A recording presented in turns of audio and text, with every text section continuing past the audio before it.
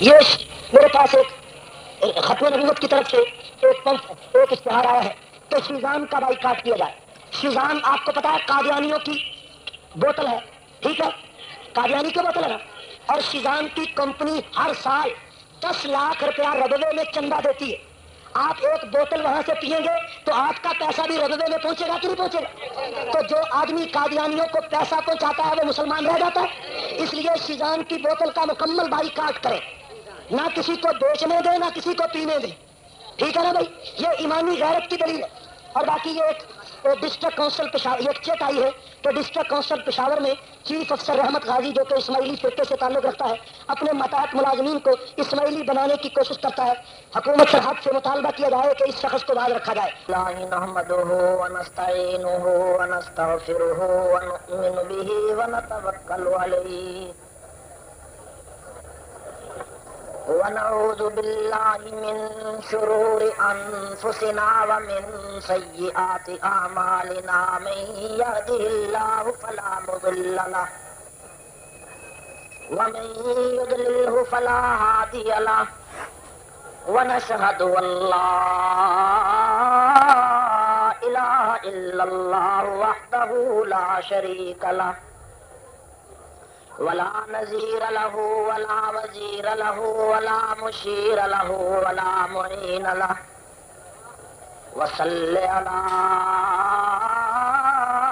سید الرسل وخاتم الانبیاء المبعوث الى کافۃ للناس بشیرا ونذیرا وداعیا الی اللہ بإذنہ وسراجا منیرا. وقال اللہ تبارک وتعالی فی کلامہ المجید والفرقانہ الحمید ان الذین جاءوا بالافک عصبۃ منکم لا تحسبوه شرا لکم بل هو خیر لکم لكل امرئ منهم ما اكتسب من الإثم والذي تولى كبره منهم له عذاب عظيم. صدق الله ورسوله النبي الكريم ونحن على ذلك لمن الشاهدين والشاكرين والحمد لله رب العالمين.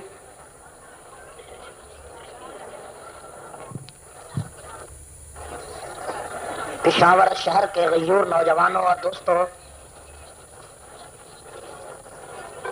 آج رمضان المبارک کی 17 تاریخ ہے اور رمضان المبارک کی اس 17 تاریخ کو ام المومنین حبیب خدا حضرت سیدہ طاہرہ عائشہ صدیقہ رضی اللہ تعالی عنہا کا یوم وفات ہے. اس مناسبت کی وجہ سے آج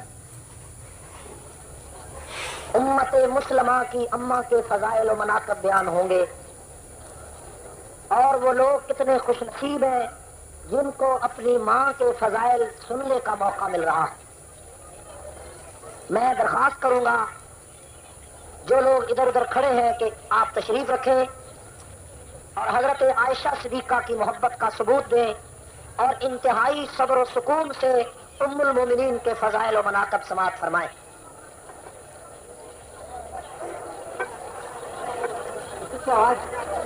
جو ساتھی پیچھے بلند آواز سے گفتگو کر رہے ہیں، میں ان سے درخواست کروں گا کہ وہ اماں عائشہ کے تقدس کا خیال رکھیں اور انتہائی صبر و سکون اور خاموشی کے ساتھ ام المومنین کے فضائل و مناقب سماعت فرمائیں.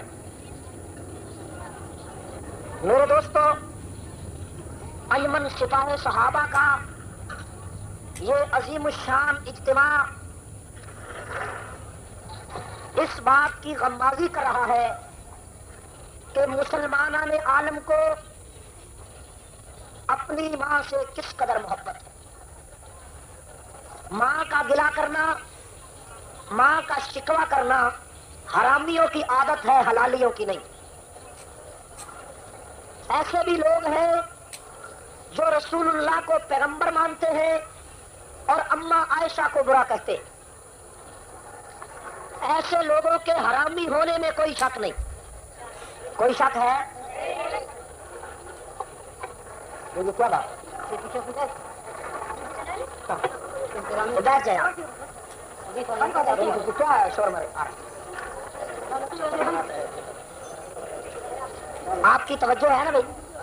توجہ ہے؟ آپ کو معلوم ہے کہ اگر آپ کی توجہ ہوگی تو میری تقریر ہوگی، اور اگر آپ کی توجہ ادھر ادھر ہوئی تو تقریر کیا ہوگی؟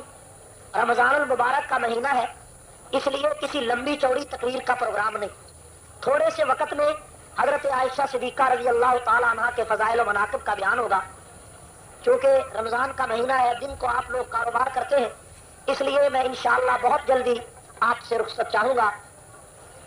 میرے دوستو، حضور علیہ السلام نے ارشاد فرمایا کہ مرد تو اور بھی بڑے کامل گزرے ہیں، لیکن عورتیں دنیا میں 3 کامل گزری.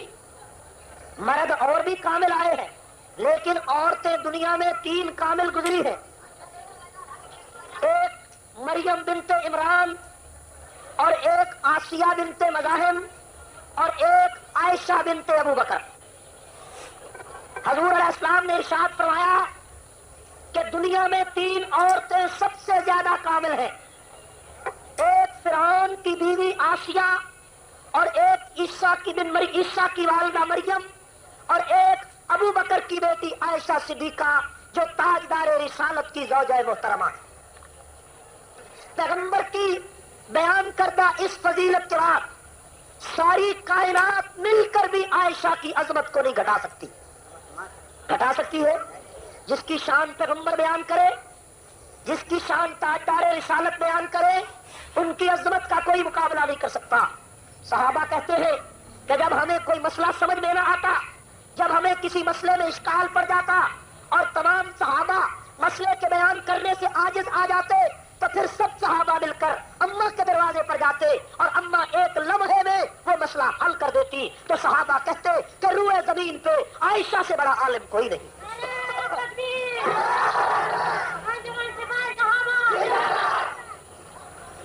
حضرت سیدنا امیر معاویہ رضی اللہ تعالیٰ عنہ سے پوچھا گیا کہ اے معاویہ بتائیے اس وقت دنیا کا سب سے بڑا عالم کون ہے؟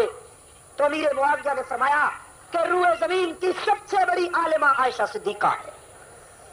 عائشہ وہ عورت ہے جو پیغمبر کے گھر اس وقت آئی جس وقت ان کی عمر 9 سال تھی. عائشہ اتنی پاک دامن ہے کہ اللہ نے نبوت کے گھر اس کو بلوغت کی عمر کے وقت بھیجا کہ عائشہ جب بالغ ہوئی تو اس کی پہلی نظر اپنے شوہر پہ پڑی. عائشہ وہ عورت ہے کہ جس نے پیغمبر علیہ السلام کی گھریلو زندگی کو دنیا کے سامنے پیش کیا. عائشہ وہ عورت ہے جس نے امت کو یہ بتایا کہ پیغمبر گھر میں قرآن کیسے پڑھتے تھے. عائشہ نے امت کو بتایا کہ پیغمبر سوتے کیسے تھے، جاگتے کیسے تھے، وضو کیسے کرتے تھے، رات کو دعا کیسے پڑھتے تھے، بیویوں سے سلوک کیسے کرتے تھے، بچوں سے پیار کیسے کرتے تھے، بچیوں سے محبت کیسے کرتے تھے. یہ عائشہ نے دنیا کو بتایا. اور اے دنیا کے لوگوں، اے پشاور کے لوگوں، آپ کو معلوم ہونا چاہیے کہ کائنات انسانی میں عائشہ سے پیغمبر کی سب سے زیادہ احادیث مروی ہے. نصف دین دنیا میں 1,44,000 صحابہ نے پیش کیا اور نصف دین دنیا میں عائشہ صدیقہ نے پیش کیا.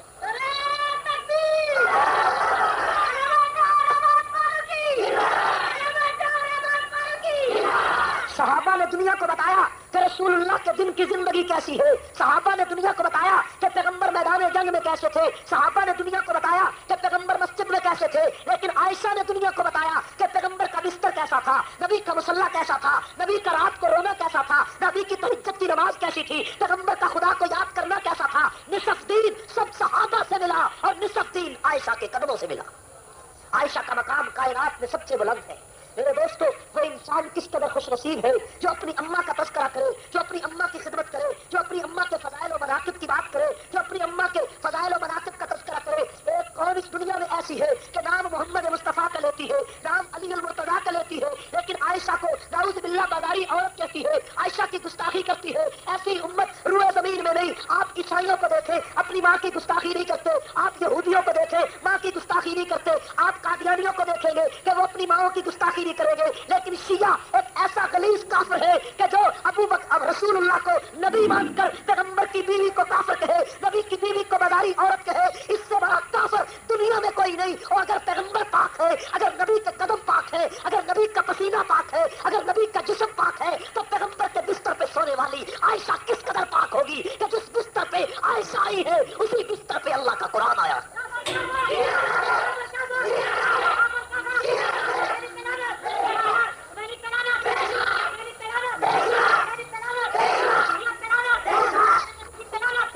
میرے دوستو ایک بات یاد رکھیں، حضرت عائشہ رضی اللہ تعالیٰ عنہا کی فضیلت سمجھنے سے پہلے ایک بات ضروری ہے. اہل بیت عربی کا لفظ ہے. اہل بیت کس کا لفظ ہے؟ عربی زبان میں اہل کا معنی ہے والا اور بیت کا معنی گھر. اہل بیت کا معنی گھر والے. اہل بیت کا معنی اچھی طرح یاد کر لیں. اہل بیت کا معنی گھر والے. تو گھر والا کون ہوتا ہے؟ گھر والا نواسا ہوتا ہے.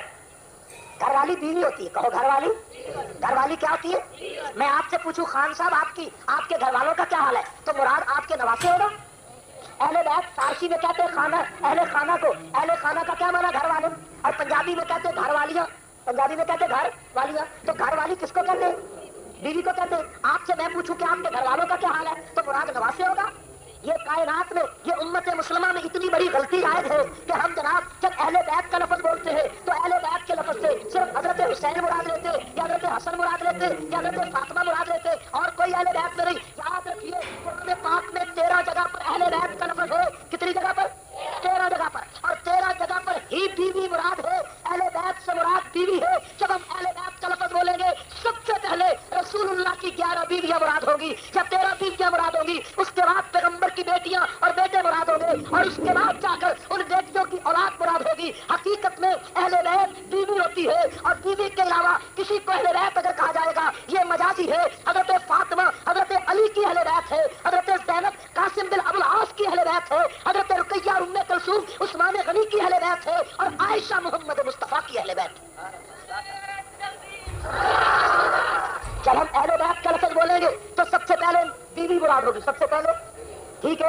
اہل بیت کا معنی گھر والے. اہل بیت کا معنی عربی میں عام رواج میں تو اہل بیت کا معنی بیوی مراد ہو. لیکن جس وقت آپ جلسے میں کسی ملا سے سنے، کسی ذاکر سے سنے، کسی جناب مجلسی سے سنے تو وہ کہ اہل بیت سے مراد نبی کا نواسا ہو. اہل بیت سے مراد جو حضرت فاطمہ ہی مراد لے، اہل بیت سے مراد جو صرف حسن اور حسین مراد لے، اس کو سمجھو کہ اس پر شیعہ کا اثر ہے. اس لیے کہ شیعہ عائشہ کا دشمن ہے، شیعہ حفصہ کا دشمن ہے، شیعہ میمونہ کا دشمن ہے، شیعہ پیغمبر کی بیویوں کا دشمن ہے. اس لیے اہل بیت کا لفظ بول کر وہ نبی کی بیوی مراد نہیں لیتا، وہ نبی کے نواسے مراد لیتا ہے. حالانکہ اہل بیت عربی کا لفظ ہے، اس کا معنی ہی گھر والیاں ہے. جب اہل بیت کا لفظ مسلمان بولے گا سب سے پہلے پیغمبر کی بیوی خدیجۃ الکبریٰ مراد ہوگی. دوسرے نمبر پر سودا بنت زمع مراد ہوگی. تیسرے نمبر پر عائشہ بنت ابو بکر مراد ہوگی. چوتھے نمبر پہ حفصہ بنت عمر مراد ہوگی. پانچویں نمبر پہ میمونہ مراد ہوگی. چھٹے نمبر پر زینب مراد ہوگی اور ساتویں نمبر پر ام حبیبہ مراد ہوگی اور آٹھویں نمبر پر ام المساکین زینب بنت جہش مراد ہوگی اور اسی طرح 9ویں نمبر پر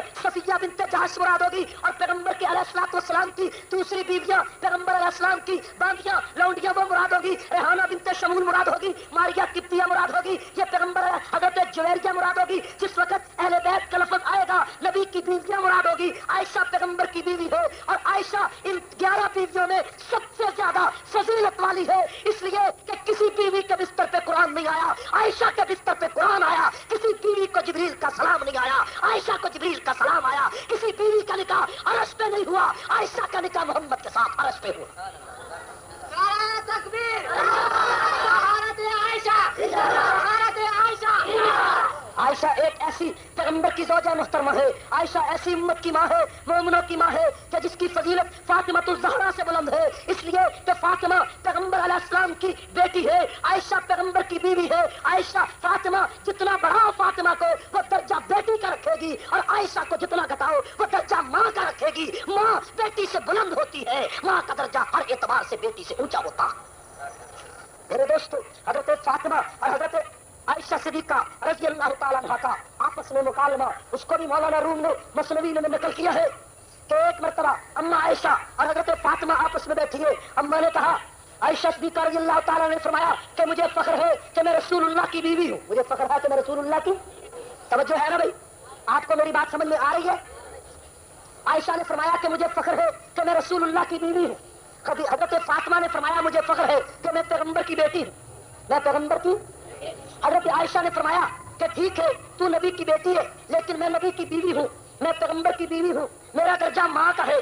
فاطمہ نے فرمایا کہ آپ کا درجہ ماں کا ہے لیکن میں نبی کے جسم کا ٹکڑا ہوں، میں پیغمبر کے وجود کا ٹکڑا ہوں. توجہ کرے، اما نے بڑی عجیب بات کہی. عائشہ صدیقہ نے فرمایا کہ فاطمہ تو جتنی بڑھے گی تو بیٹی رہے گی، میں جتنی گھٹوں گی میں ماں رہوں گی. اور ٹھیک ہے تو نبی کے جسم کا ٹکڑا ہے، ٹھیک ہے تیرے ماتھے پہ رسول اللہ نے بوسہ دیا ہے، ٹھیک ہے تو آئی تو پیغمبر اٹھ کر کھڑے ہو جاتے تھے، ٹھیک ہے تجھے نبی نے فرمایا الفاطمہ بضعۃ منی من آذاها فقط آذانی. لیکن اے فاطمہ تجھے یہ بھی نبی کی حدیث یاد ہے کہ پیغمبر نے فرمایا ہر عورت قیامت کے دن اپنے خامد کے ساتھ جنت میں جائے گی. کل جب قیامت کے دن آئے گا فاطمہ تیری انگلی علی کے ہاتھ میں ہوگی، میری انگلی مصطفیٰ کے ہاتھ میں. عائشہ کا مرتبہ بلند ہے، کہو عائشہ کا مرتبہ. کائنات میں عائشہ کا مقابلہ کوئی نہیں کر سکتا. عائشہ عظمتوں والی ہے، کہو عائشہ. میرے دوستو عائشہ کے دشمن آج بھی ہیں، کہو عائشہ کے دشمن. اور عائشہ کے دشمن کل بھی تھے، عائشہ کے دشمن مدینے میں بھی تھے، عائشہ کے دشمن آج بھی ہے. ان دشمنوں پہ بھی قرآن نے لعنت بھیجی اور آج کے دشمنوں پہ بھی قرآن نے لعنت بھیجی یا نہیں بھیجی؟ جو عائشہ کا اس وقت دشمن تھا وہ بھی کافر تھا، جو عائشہ کا آج دشمن ہے وہ بھی کافر ہے، جو عائشہ کو اس وقت برا کہتا تھا وہ بھی کافر ہے، جو عائشہ کو آج برا کہتا ہے وہ بھی کافر ہے. کافر ہے یا نہیں؟ اس کے کفر میں کوئی شک ہے؟ آپ کو معلوم ہونا چاہیے ایک اعزاز اما عائشہ کو ایسا ملا وہ نہ خدیجہ الکبریٰ کو ملا، نہ مریم بنت عمران کو ملا، نہ آسیہ بنت مزاحم کو ملا. ایک اعزاز ایسا ملا جو نہ میمونہ کو ملا، نہ صفیہ کو ملا، نہ حبیبہ کو ملا، نہ ماریہ کو ملا، نہ جویریہ کو ملا، اور نہ وہ اعزاز حفصہ کو ملا، نہ سودا کو ملا، نہ خدیجہ کو ملا. وہ اعزاز کائنات میں بڑا عجیب ہے. اور میرے دوستو وہ اعزاز کائنات میں کسی پیغمبر کی بیوی کو نہیں ملا، کسی دنیا کی عورت کو نہیں ملا. وہ اعزاز یہ ہے کہ عائشہ کی صداقت کی گواہی دینے کے لیے اللہ کا قرآن آیا. وہ اعزاز کیا ہے کہ عائشہ کی صداقت کی گواہی دینے کے لیے اللہ کا. آپ نے یہ واقعہ سنا ہوگا کہ یوسف علیہ السلام پہ تہمت لگائی زلیخا نے، لگائی یا نہیں لگائی؟ یوسف پہ تہمت لگائی زلیخا نے اور یوسف علیہ السلام کو ایک مکان میں بند کر دیا، ایک محل میں بند کر دیا. اس محل کے 60 دروازے ہیں. عزیز مصر کی بیوی زلیخا ہے، یوسف کو ایک کمرے میں بند کر کے جس کے 60 دروازے ہیں اندر لے گئی ہے. اس جگہ لے گئی جہاں زلیخا کا ایک بت موجود تھا، ایک اس کا خدا موجود تھا. اس کے اوپر زلیخا کپڑا ڈالتی ہے اور کپڑا ڈال کر یوسف کو کہتی ہے ہے طلب اے یوسف تم میری طرف آؤ. یوسف نے کہا زلیخا تیرا خدا تو کپڑا ڈھانکنے سے چھپ گیا لیکن میرا خدا کبھی نہیں چھپ سکتا. یہ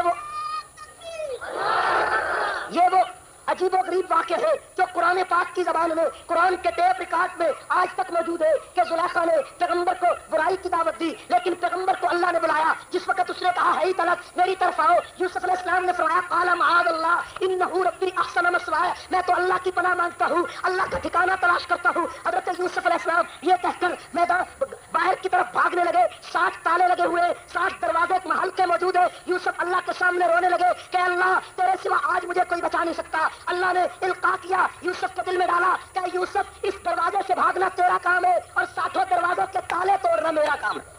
چنانچہ دنیا نے دیکھا کہ یوسف بھاگنے لگے، تالے ٹوٹنے لگے. یوسف علیہ السلام آخری دروازے پہ پہنچے، زلیخا نے پیچھے سے قمیص پکڑ لی، قمیص پھٹ گئی اور آگے سے دیکھا عزیز مصر آ گیا، وزیر آ گیا، زلیخا کا شوہر آ گیا. زلیخا کے شوہر نے کہا اے زلیخا تجھے کیا ہوا؟ زلیخا نے مکاری کر کے کہا قالت ما جزاؤ من اراد باہلک سوء، اے عزیز مصر بتا جو آدمی تیری بیوی سے برائی کا ارادہ کرے اس کے لیے کیا سزا ہے؟ عزیز مصر نے کہا اس کے لیے جیل ہے. زلیخا نے تہمت لگائی کہ جناب یہ یوسف میری طرف بری نگاہ سے دیکھتا تھا. پیغمبر جو بھاگنا چاہتا ہے عورت کی مکاری کو دیکھیے کہ اس نے اسی پیغمبر پہ تہمت لگا دی. تہمت لگی ہے، عدالت لگی ہے، عزیز مصر موجود ہے، بادشاہت موجود ہے، پولیس موجود ہے، ارکان دولت موجود ہے، دنیا موجود ہے. فیصلہ پیغمبر کی عظمت کا اور طہارت کا ہونے لگا ہے. اس مجمع میں کوئی نہ بول سکا. عزیز مصر قریب تھا کہ یوسف کو سزا دے دیتا علیہ السلام کو، لیکن ایک 3 مہینے کا بچہ اسی جگہ پر ایک پنگھوڑے میں بچہ دودھ پینے والا اسی قوم کا بچہ بولتا ہے جس کو قرآن نے کہا وشہد شاہد من اہلھا، کہ اسی قوم کا ایک بچہ بول کر کہنے لگا کہ میں فیصلہ کرتا ہوں اگر قمیص یوسف کی پیچھے سے پھٹی ہے قصور زلیخا سے آگے سے پھٹی ہے قصور یوسف کا ہے، قمیص پیچھے سے پھٹی تھی، ساری مجلس نے فیصلہ کر دیا کہ زلیخا تو جھوٹی ہے یوسف سچا ہے۔ دیکھیے یوسف کی عظمت کا وقت آیا تو خدا نے 3 مہینے کے بچے کو یوسف کی عظمت کے لیے بلا دیا، اور اس کے بعد دنیا نے دیکھا کہ جس وقت مریم بنت عمران ایک گاؤں میں کھجوروں کے خشک تنوں کے نیچے بیٹھی ہے اور قرآن نے کہا فتمثل لها بشرا سویا، ایک فرشتے نے آ کے کہا کہ اللہ تجھے بچہ دینا چاہتا ہے، مریم نے رو کے کہا کہ مجھے تو کسی بشر نے چھوا نہیں، ولم یمسسنی بشر ولم اک بغیا، کیا ہوگا کہ میرا خامد کوئی نہیں اور مجھے بچہ ملنے لگا ہے۔ حضرت جبریل علیہ السلام نے فرمایا قال کذلک، اسی طرح اللہ تعالیٰ بچے دیتا ہے، آدم کو بغیر ماں اور باپ کے پیدا کیا، تجھے بغیر خامد کے اللہ بچہ دینے پہ قادر ہے۔ کچھ عرصے کے بعد مریم کی گود میں اللہ نے بچہ دے دیا، وہ بچہ لے کر اپنی قوم کی طرف آئی تو قوم نے کہا اے مریم تجھے کیا ہو گیا، ما کان ابوک امرأ وما کانت امک بغیا، اے مریم تیرا باپ اچھا تھا، تیرا بھائی اچھا تھا، تجھے کیا ہو گیا بغیر خامد کے تو بچہ کہاں سے لے کر آ گئی؟ مریم نے رو کے کہا اے کاش میں مر جاتی، میرا نام و نشان دنیا سے مٹ جاتا۔ مریم رونے لگی۔ میرے دوستو قوم مریم پہ تہمت لگاتی ہے لیکن اللہ نے القا کیا کہ مریم رونے کی ضرورت نہیں، اسی بچے سے کہو یہ خود جواب دے گا۔ قرآن نے اس واقعے کو نقل کیا کہ فاشارت الیہ قالوا کیف نکلم من کان فی المہد صبیا، مریم نے بچے کی طرف اشارہ کیا، وہ بچہ جو چند دنوں کا بچہ تھا اس کی طرف اشارہ کر کے کہا کہ مجھ سے کیوں پوچھتے ہو کہ بچہ کہاں سے لائی ہے، اسی بچے سے پوچھو کہ تو کہاں سے آیا۔ جب قوم نے سنا کہ یہ تو بچے کی طرف اشارہ کرتی ہے تو قوم نے کہا کیف نکلم من کان فی المہد صبیا،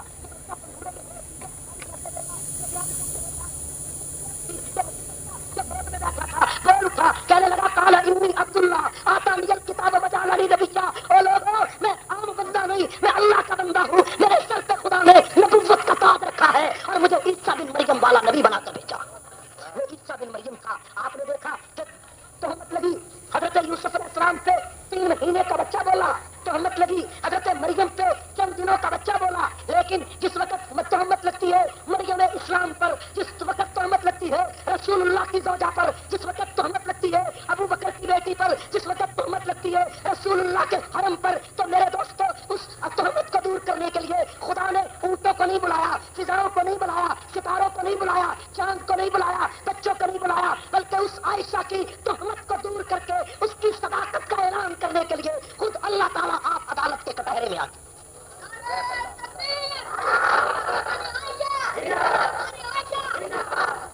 قرآن پاک نے اس پورے واقعے کو 18ویں سپارے میں نقل کیا ہے اور حضرت عائشہ کی عظمت و صداقت پر ایسے ایسے ریمارکس قرآن نے دیے کہ جس کی کوئی آدمی توقع نہیں کر سکتا نبیوں کے علاوہ۔ لیکن عائشہ صرف اگر ابو بکر کی بیٹی ہوتی تو شاید قرآن نہ کرتا، تو شاید قرآن، لیکن عائشہ رسول اللہ کی عفت ہے، عائشہ پیغمبر کی عظمت ہے، عائشہ نبوت کی عصمت ہے، عائشہ پیغمبر کی طہارت ہے، عائشہ نبوت کا حرم ہے، عائشہ پیغمبر کا لباس ہے، عائشہ حبیب خدا ہے، عائشہ وہ عورت ہے جس کو پیار سے رسول اللہ نے حمیرہ کہا، عائشہ وہ عورت ہے جس کے بستر پہ قرآن اترا، عائشہ وہ عورت ہے کہ جو رسول اللہ کے ساتھ بے تکلفی میں بھی گفتگو کرتی تو پیغمبر مسکراتے، عائشہ وہ عورت ہے کہ جس جگہ پہ عائشہ گلاس میں برتن میں منہ لگا کر پانی پیتی رسول اللہ بھی اسی جگہ پانی پیتی۔ عائشہ ایسی برکت والی خاتون ہے۔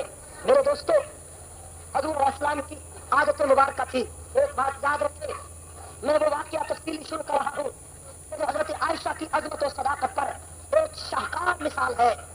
حضور علیہ السلام کی عادت مبارکہ تھی کہ حضور جس وقت کسی جنگ میں تشریف لے جاتے تو آپ اپنی کسی نہ کسی بیوی کو بھی ساتھ لے جاتے کھانا پکانے کے لیے یا زخمیوں کی مرہم پٹی کرنے کے لیے۔ حضور علیہ السلام غزوہ بنی مصطلق میں جانے لگے تو آپ نے حسب معمول قرآن ڈالا۔ حضور صلی اللہ علیہ وسلم کی 11 بیویاں تھیں، آپ قرآن ڈالا کرتے تھے، جس بیوی کا نام قرآن نکلتا اسی بیوی کو آپ سفر میں ساتھ لے جاتے۔ رسول اللہ صلی اللہ علیہ وسلم نے قرآن ڈالا تو قرآن میں حضرت عائشہ صدیقہ کا نام نکلا۔ کس کا نام نکلا؟ آپ اس سے بڑا بچے کا نام نکال سوال کے پہلے توجہ ہے کہ نہیں؟ آپ کو میری بات سمجھ میں آ رہی ہے؟ آ رہی ہے؟ توجہ کرے گا۔ حضرت سیدہ عائشہ صدیقہ رضی اللہ تعالیٰ عنہا کا نام حضور علیہ السلام نے حسب معمول سواری پر کچابہ ڈال دیا اور اونٹ کے اوپر جو کچابہ ہوتا ہے اس پر حضرت عائشہ رضی اللہ تعالیٰ تھا تشریف فرما گئی. ایک توجہ ہے جب کوئی آدمی آتا ہے نا آپ اس کی طرف دیکھتے ہیں. جو بزرگ آ رہے ہیں وہ سٹیج پر ہی آئیں گے نا, لیکن آپ کی توجہ مجھ سے ہٹ جاتی ہے. جب آپ کی توجہ مجھ سے ہٹتی ہے تو میری توجہ مضمون سے ہٹ جاتی ہے. آپ کی توجہ ہے کہ نہیں ہے؟ توجہ آپ کی ہوگی تو بات آگے چلے گی. توجہ ہے, سمجھ میں بات آ رہی ہے؟ اماں کی بات سمجھ میں آ رہی ہے؟ حضور علیہ السلام نے حضرت عائشہ کو حکم دیا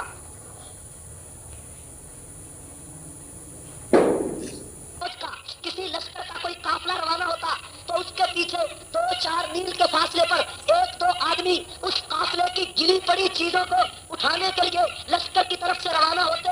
حضور علیہ السلام کے اس قافلہ غزوہ بنی مستلق کے لیے حضور نے ایک صحابی حضرت صفوان بن معطل رضی اللہ تعالیٰ عنہ کو حکم دیا تھا کہ تم نے قافلے کے پیچھے قافلے کی حفاظت کے لیے رہنا ہے. یہ قافلہ تو چلا گیا, اماں اس جگہ پہ آرام کرنے لگی جہاں سے قافلہ گیا تھا. اماں بڑی پریشان ہو گئی. رات کا وقت ہے, کوئی آدمی موجود نہیں, کوئی انسان پاس نہیں, لیکن اماں نے حوصلہ کیا, وہاں اسی جگہ پر لیٹ گئی اور کپڑا اوپر ڈال لیا, کچھ کپڑے کا حصہ نیچے ڈالا. وہ صحابی صفوان بن معطل جو قافلے کی بڑی بڑی چیزوں کو اٹھانے کی ڈیوٹی پر مامور تھے, وہ تھوڑی دیر کے بعد جس وقت اس جگہ پہ پہنچے جہاں قافلے نے پڑاؤ ڈالنا تھا اور ان کو اس پروگرام کا علم تھا, انہوں نے دور سے دیکھا کہ کوئی چیز وہاں پر موجود ہے. صفوان بن معطل قریب آئے, انہوں نے اپنی سواری کو بٹھایا, قریب آ کر انہوں نے کہا کون ہے, کچھ احساس ہوا. پہلے انہوں نے سمجھا کوئی کچھڑی رہ گئی ہے, کوئی سامان موجود ہے, لیکن جس وقت حرکت دیکھی اماں کی انہوں نے کہا کوئی آدمی موجود ہے. انہوں نے پوچھا کون ہے.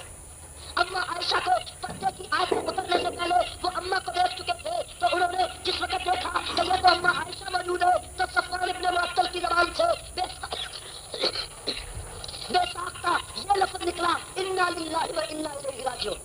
رات کا وقت ہے, آدھی رات کا وقت ہے, اماں یہاں موجود ہے, کوئی آدمی پاس نہیں, قافلہ جا چکا ہے. اماں فرماتی ہے کہ اس انا للہ کے علاوہ کوئی لفظ میں نے صفوان ابن معطل کی زبان سے نہیں سنا. انہوں نے سواری کو نیچے بٹھا دیا. اماں کہتی ہے میں اس سواری پر سوار ہو گئی اور وہ صفوان ابن معطل اس سواری کی مہار پکڑ کے اس سواری کو مدینہ کی طرف لے گئے. صبح کا وقت ہوا, حضور علیہ السلام کے گھر کے سامنے سواری کو بٹھایا گیا. اماں گھر کے اندر چلی گئی, وہ سواری لے کر اپنے گھر چلے گئے. کسی کو کوئی علم نہ تھا, کسی کو کسی بات کی تشریف نہ تھی. 2 دن گزر گئے. اماں عائشہ دوسرے دن شام کو نماز مغرب کے بعد حسب معمول قضاء حاجت کے لیے باہر جانے لگی تو ایک ان کی لوڈی, ایک ان کی نکرانی جن کا نام ام مستہ تھا. کیا نام تھا؟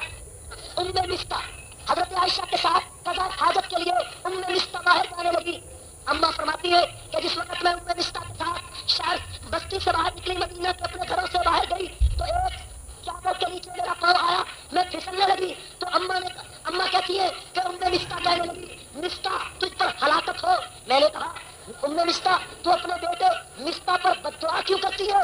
تو ام مستہ نے کہا عائشہ تو بڑی بھولی بھالی عورت ہے, تجھے پتا ہے مدینہ میں کتنا کوہرام مچا ہے, کتنی قیامت ٹوٹی ہے, کتنی پریشانی ہے, مدینہ میں قیامت برپا ہے. اے عائشہ, اے اماں, مدینہ میں جن لوگوں نے تجھ پر تہمت لگائی ہے افسوس ہے کہ ان تہمت لگانے والوں میں ایک میرا بیٹا مستہ بھی شامل ہے, اس لیے بے ساختہ میرے لیے اس پر بددعا نکلی ہے. اماں کہتی ہے قضاء حاجت مجھے بھول گئی, پاؤں کے نیچے سے زمین نکل گئی. اماں رسول اللہ کا حرم تھا, پیغمبر کا لباس تھا, رسول اللہ کی عزت و عظمت تھی. اماں انہیں قدموں سے واپس لوٹ آئی. اماں نے پوچھا کیا ہوا؟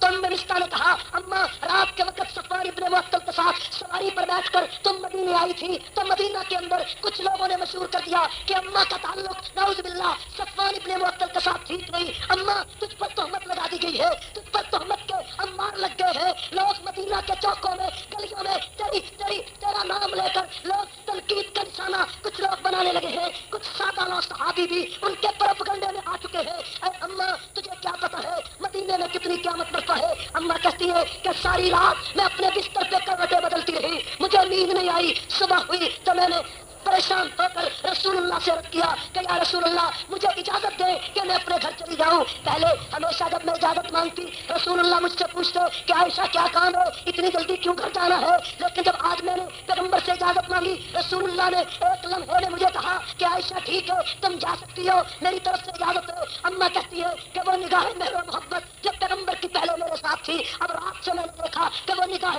مہر و محبت باقی نہیں ہے.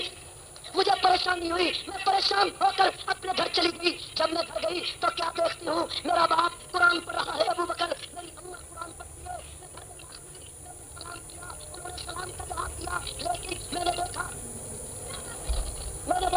کہ میرا باپ پریشان ہے, میری ماں پریشان ہے, میرا ابا قرآن پڑھتا ہے اور اس کی آنکھوں سے آنسو جاری ہے, میری اماں قرآن پڑھتی ہے اس کی آنکھوں سے آنسو جاری ہے. مجھ سے میں نے کچھ نہ کہا, میں اندر چلی گئی اور گھر کے پچھلے کمرے میں جا کر میں پریشان ہو گئی. میں نے مصلی بچھا لیا اور اللہ کے دروازے پہ میں رونے لگی کہ اے اللہ آج تیرے علاوہ عائشہ کے دامن کی صفائی کوئی نہیں دے سکتا. اللہ, اتنا پروپگنڈا ہو گیا, اتنا کوہرام مچ گیا. کس نے کوہرام مچایا؟ عبداللہ ابن ابی نے. قرآن پاک نے اس ملعون کو بہت بڑے عذاب کی خوشخبری دی ہے. قرآن کہتا ہے والذی تولی کبرہ منہم لہ عذاب علیم. قرآن نے اس کو بہت بڑے عذاب کی خوشخبری سنائی ہے جو ان کا سردار تھا. 4 آدمی عائشہ پر تہمت لگانے والے تھے کہ عائشہ صدیقہ کا نعوذ باللہ دامن ٹھیک نہیں. صفوان کے ساتھ یہ رات کے وقت آئی ہے. عائشہ رسول اللہ کے گھر سے اپنے گھر چلی گئی, لیکن اماں کو آرام نہیں, اماں کی پریشانی میں اضافہ ہے. اماں مصلی پہ رو رہی ہے, ساری رات روتے گزر جاتی, سارا دن روتے گزر جاتا. عائشہ فرماتی ہے کہ تیسرا دن جو ہوا مجھے گھر میں آئے ہوئے تو میری پریشانی کی انتہا نہ رہی کہ رسول اللہ گھر تشریف لائے اور میرے باپ سے پوچھنے لگے ابو بکر عائشہ کہاں ہے. تو میرے والد نے کہا عائشہ جس دن سے میرے گھر آئی ہے اسی طرح وہ پچھلے کمرے میں مصلی پر بیٹھی ہے, وہ تو نہ بولتی ہے نہ کھاتی ہے نہ پیتی ہے, ہم تو پریشان ہیں. رسول اللہ صلی اللہ علیہ وسلم سیدھے اماں فرماتی ہے میرے پاس آئے, میرے قریب آ کر بیٹھ گئے. مصلی بچھا ہوا ہے, میں مصلی پر بیٹھی ہوں. تاجدار سلامت آئے, میں نے رسول اللہ کو میرے قریب آئے, مجھے قریب کر کے میں رسول اللہ نے جب ایک جملہ کہا میری چیخیں نکل گئی, میرے صبر کے سارے بندھن ٹوٹ گئے تھے. اماں فرماتی ہے رسول اللہ نے میرے کان میں کہا کہ یا عائشہ ان کنتی المنتی فتوبی الی اللہ. اے عائشہ اگر تجھ سے غلطی ہو گئی ہے تو اللہ سے معافی مانگ, میں تیرے لیے خدا سے معافی مانگوں گا, میں تیرے لیے دعا کروں گا. عائشہ مدینے میں کوہرام مچ گیا ہے. عائشہ اب تو تیرے پیغمبر پہ لوگوں نے تنقید کرنا شروع کر دی ہے. اتنے میں ابو بکر آئے اور ابو بکر نے کہا عائشہ اب تو تیرے باپ کو لوگ مدینے کی گلیوں میں کوسنا شروع کرتے ہیں, انگلیاں اٹھا اٹھا کے کہتے ہیں یہ ابو بکر ہے جس کی بیٹی عائشہ صفوان کے ساتھ رات کے وقت آئی ہے. ابو بکر نے رونا شروع کر دیا. پیغمبر علیہ السلام بار بار پوچھتے ہیں, عائشہ کہتی ہے میری چیخ نکل گئی اس لیے کہ اب مجھے یقین ہو گیا کہ رسول اللہ بھی اس تہمت کے اندر, پیغمبر بھی اس تہمت کو صحیح مان چکے ہیں. یہاں یہ مسئلہ بھی حل ہو گیا کہ غیب کا علم اللہ کے سوا کسی کے پاس نہیں.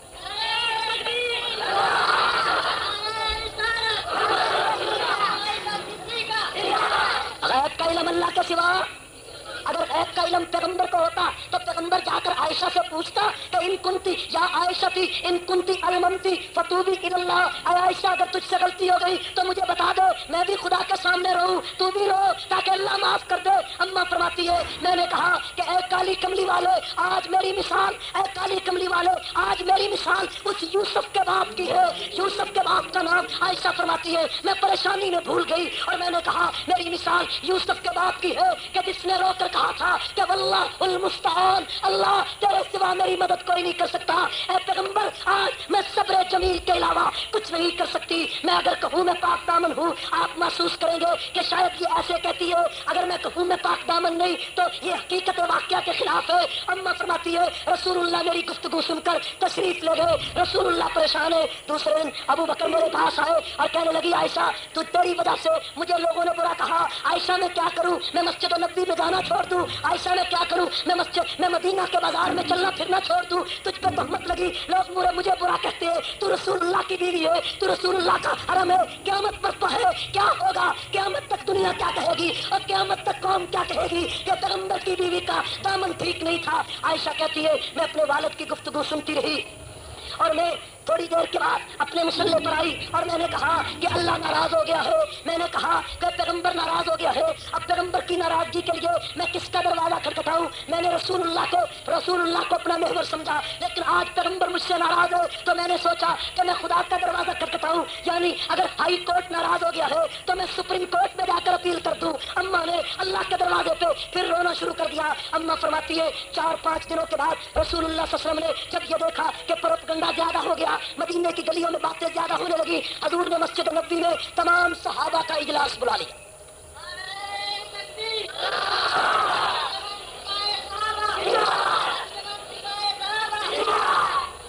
حضور علیہ السلام نے تمام صحابہ کا اجلاس مسجد نبوی میں بلایا اور بلا کر ان کے سامنے عائشہ کا مسئلہ رکھنا چاہا. اس اجلاس میں ابو بکر موجود نہیں تھے. ابو بکر گھر میں رو رہے تھے اللہ کے دروازے پر. اس مجلس میں علی موجود تھے, سلمان موجود تھے, عمر فاروق موجود تھے. ساری مسجد صحابہ کی بھر گئی. رسول اللہ منبر پر تشریف لائے. حضور نے فرمایا لوگوں میری عائشہ کے بارے میں تمہارا کیا خیال ہے؟ پشاور کے دوستوں وہ منظر کتنا عجیب ہوگا کہ ساری دنیا کا سردار پریشان ہو کر مجمع عام میں پوچھتا ہے کہ میری عائشہ کے بارے میں تمہارا کیا خیال ہے؟ میری اور آپ کی بیوی کا مسئلہ ہوتا تو کبھی منبر پہ نہ آتا. یہ رسول اللہ کا حرم تھا, یہ پیغمبر کا بستر تھا, یہ ساری کائنات کے رسول کا بستر تھا جس کی عفت و عصمت کا مسئلہ تھا. پیغمبر نے مجمع صحابہ نے پوچھا کہ میری عائشہ کے بارے میں کیا خیال ہے؟ حضرت سلمان فارسی اٹھ کر سب سے پہلے کھڑے ہوئے. انہوں نے فرمایا یا رسول اللہ صلی اللہ علیہ وسلم عائشہ صدیقہ کے بارے میں تحقیق کر لینی چاہیے کہ عائشہ کا دامن کیسا ہے. اس کے لیے جو عائشہ کی نوکرانی ہے بریرہ اس کو بلاؤ, جو کئی سال سے عائشہ کے ساتھ رہتی ہے, اس کو عائشہ کی عادات کا پتہ ہوگا. چنانچہ حضرت عائشہ صدیقہ کی صفائی کے لیے حضرت بریرہ کو بلایا گیا. بریرہ عائشہ صدیقہ کی لونڈی ہے, نوکرانی ہے. بریرہ سے پوچھا گیا عائشہ کے بارے میں کیا خیال ہے؟ تو بریرہ نے فرمایا کہ عائشہ کے اندر میں نے کوئی غلطی نہیں دیکھی سوائے اس کوتاہی کے کہ رات کو عائشہ آٹا گوندھ کر سو جاتی ہے اور بکری آ کر آٹا کھا جاتی ہے اور عائشہ کو اس بکری کا پتہ نہیں چلتا. مجھے کئی سال عائشہ کے ساتھ ہو گئے, میں نے اس کوتاہی کے علاوہ عائشہ کے دامن میں کوئی غلطی نہیں دیکھی.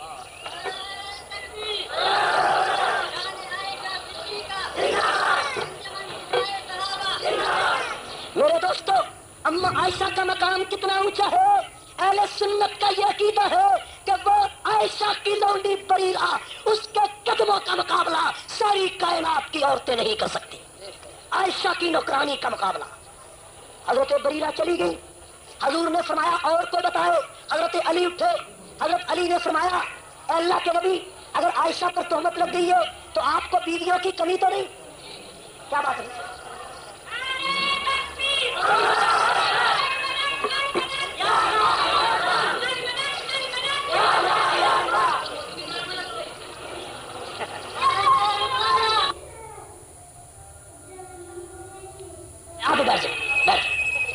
حضرت سیدہ عائشہ سب کہو رضی اللہ تعالیٰ عنہا.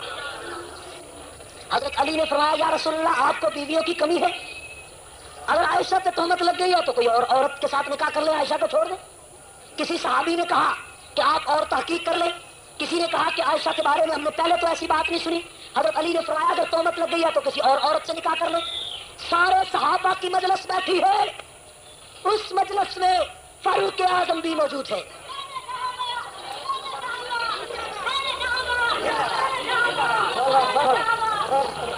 اس مجلس میں تمام صحابہ موجود ہے. تمام صحابہ اس مجلس میں موجود ہے. آخر میں رسول اللہ صلی اللہ علیہ وسلم نے فرمایا عمر عائشہ کے بارے میں تیرا کیا خیال ہے؟ اور توجہ ہے میری طرف, آپ میری بات سمجھے گا. حضور نے فرمایا عمر عائشہ کے بارے میں تیرا کیا خیال ہے؟ عمر سب سے پیچھے بیٹھے ہیں. فاروق اعظم اٹھ کر کھڑے ہو گئے اور فرمایا یا رسول اللہ صلی اللہ علیہ وسلم اگر مجھ سے عائشہ کے بارے میں میری رائے پوچھتے ہو تو میں ایک سوال کرنا چاہتا ہوں کہ عائشہ کے ساتھ آپ کا نکاح کس نے کیا تھا؟ عائشہ کے ساتھ آپ کا نکاح ہم نے کیا تھا یا خدا نے کیا تھا؟ حضور نے فرمایا میرا نکاح عائشہ کے ساتھ خدا نے کیا تھا. تو فاروق اعظم نے فرمایا مسئلہ حل ہو گیا. جو خدا آپ کے جسم پہ گندی مکھی نہیں بیٹھنے دیتا وہ خدا اتنا بولا بالا نہیں کہ آپ کے بستر پہ غلط عورت کو لے آئے.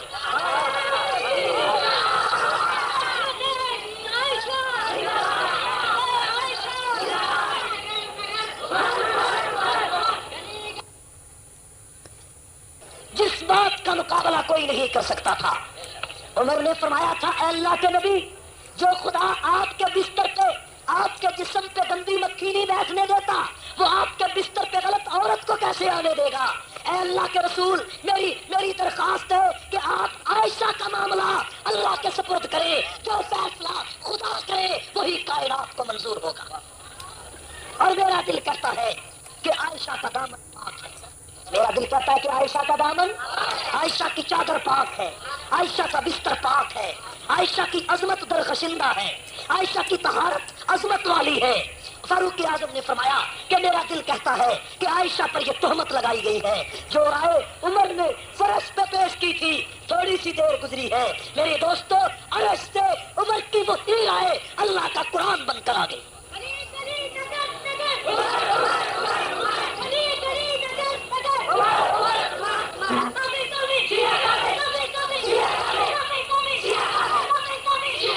میرے دوستو، حضرت فاروق اعظم نے جو رائے پیش کی وہ رائے اللہ کا قرآن بن کر آئی یا نہیں آئی؟ اس مجلس برخاست ہو گئی، حضور نے معاملہ خدا کے سپرد کر دیا۔ دوسرا دن ہوا، صبح کا وقت ہے، رسول اللہ اپنے گھر سے چل کے، مسجد نبوی سے چل کے عائشہ کا دروازہ کھٹکھٹاتے ہیں۔ ابو بکر باہر نکلے، حضور نے فرمایا ابو بکر تجھے مبارک ہو، اندر گئے اور کہا عائشہ تجھے مبارک ہو، اے عائشہ آج تیری صفائی میں اللہ نے قرآن کی 17 آیتیں اتار دی۔ اللہ نے عرش سے اعلان کیا کہ سبحانک ھذا بہتان عظیم، عائشہ کا دامن پاک ہے، عائشہ کے دامن عفت پہ کوئی داغ نہیں ہے۔ حضور علیہ الصلوۃ والسلام جب گھر میں داخل ہوئے، حضور نے مبارک پیش کی عائشہ کو۔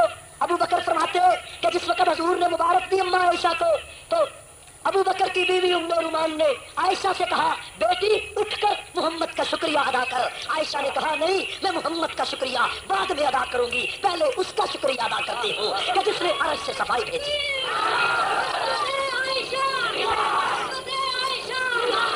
قرآن کہتا ہے ان الذین جاؤوا بالافک عصبۃ منکم لا تحسبوه شرا لکم بل هو خیر لکم۔ اور لوگوں تمہیں پتہ ہے جو تہمت عائشہ پہ لگائی گئی ہے، اس تہمت کے نتیجے میں اس کو تم برا نہ سمجھو، یہ عائشہ کے لیے بڑی خیر ہے، بڑی بلائی ہے۔ آدم سے لے کر آج تک کسی عورت کے لیے قرآن کی 17 آیتیں نہیں اتری۔ عائشہ کی عظمت کا معاملہ آیا، اونٹ نہیں بولا، چاند نہیں بولا، ستارے نہیں بولے، فضا نہیں بولی، درخت نہیں بولے، بچے نہیں بولے، عرش والا خدا بولا۔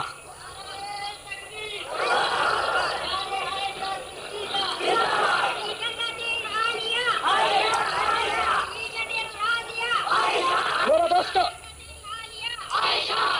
ایک بات آپ کو معلوم ہے کہ ایران کے آدم خور خمینی نے اپنی اس کتاب، یہ خمینی کی کتاب ہے، دیکھ رہے ہیں، یہ تازہ خمینی کا رسالہ ہے اتحاد و یکجہتی۔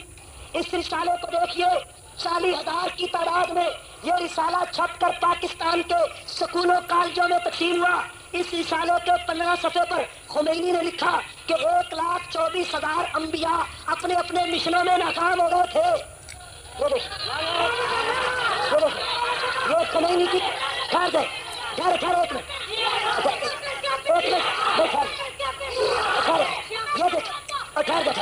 یہ خمینی، توجہ، بعض لوگ کہتے ہیں کہ آپ خمینی کو کافر کیوں کہتے ہیں؟ مجھے بتاؤ خمینی کا یہ کفر، دیکھیے رسالہ کتنا خوبصورت ہے، یہ 40,000 کی تعداد میں یہ رسالہ سکولوں کالجوں میں مفت تقسیم کیا گیا، اور یہ رسالہ پاکستان میں ملتان کے ایرانی سفارت خانے نے شائع کیا ہے۔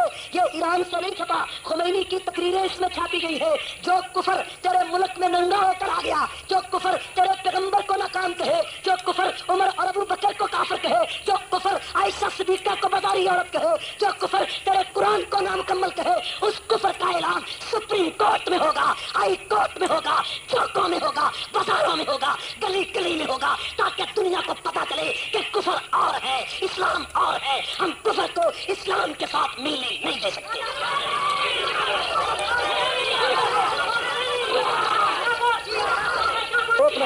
میرے دوستو، اس وجہ سے اہل سنت والجماعت کا یہ عقیدہ ہے کہ خمینی اور اس کی ذریت کافر اور مرتد ہے، ٹھیک ہے؟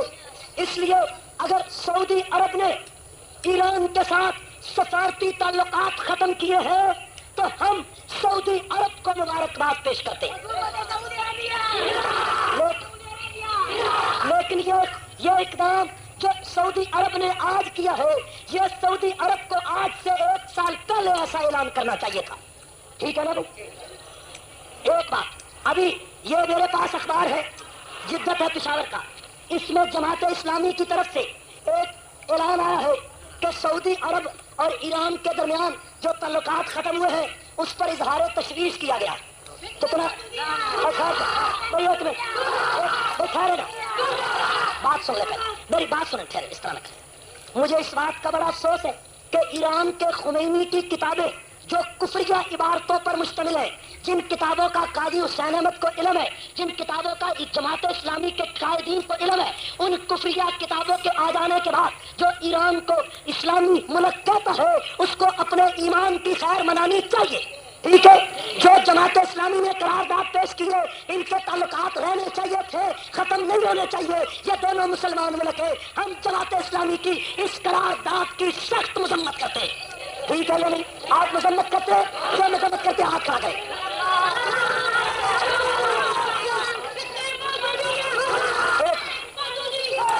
بیٹھے یہ قاضی صاحب ابھی پورے ملک کا کارواں میں دعوت و محبت سے ہو کر آئے ہیں اور اس کے بعد اب ایران کی حمایت میں بیان دینے لگے ہیں. کون سی محبت، کون سا قرآن؟ اور ابھی پشاور میں نے سنا ہے کہ شیعہ قرات کانفرنس کر رہے، قرات محفل اس نے قرات کر رہے. کبھی آج تک شیعہ نے محفل اس نے قرات کی تھی؟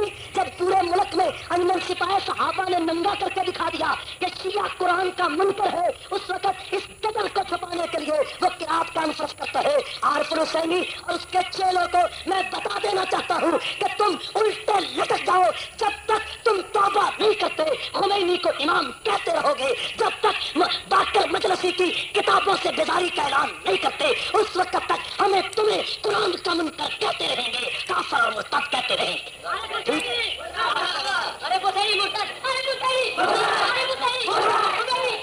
بھائی ایک اعلان سماعت فرمائیں. یہ میرے پاس ایک ختم نبوت کی طرف سے ایک اشتہار آیا ہے کہ شیزان کا بائیکاٹ کیا جائے. شیزان آپ کو پتا ہے قادیانیوں کی بوتل ہے. ٹھیک ہے؟ قادیانی کی بوتل ہے نا. اور شیزان کی کمپنی ہر سال 10 لاکھ روپیہ رقبے میں چندہ دیتی ہے. آپ ایک بوتل وہاں سے پیئیں گے تو آپ کا پیسہ بھی رقبے میں پہنچے گا کہ نہیں پہنچے گا؟ تو جو آدمی قادیانیوں کو پیسہ پہنچاتا ہے وہ مسلمان رہ جاتا ہے. اس لیے شیزان کی بوتل کا مکمل بائیکاٹ کریں، نہ کسی کو بیچنے دیں نہ کسی کو پینے دیں. ٹھیک ہے نا بھائی؟ یہ ایمانی غیرت کی دلیل ہے. اور باقی یہ ڈسٹرکٹ کونسل پشاور یہ چیک آئی ہے کہ ڈسٹرکٹ کونسل پشاور میں چیف افسر رحمت غازی جو کہ اسماعیلی فرقے سے تعلق رکھتا ہے اپنے متحد ملازمین کو اسماعیلی بنانے کی کوشش کرتا ہے. حکومت سرحد سے مطالبہ کیا جائے کہ اس شخص کو باہر رکھا جائے. آپ کو یہ مطالبہ منظور ہے؟ اور ایک ضروری اعلان سماعت فرمائے. آپ کو معلوم ہے کہ شیعہ نے اپنے ٹرکوں پر، اپنی ویگنوں پر، اپنی بسوں پر یا علی مدد کا اسٹیکر لگایا ہے. دیکھتے ہیں نا بھائی؟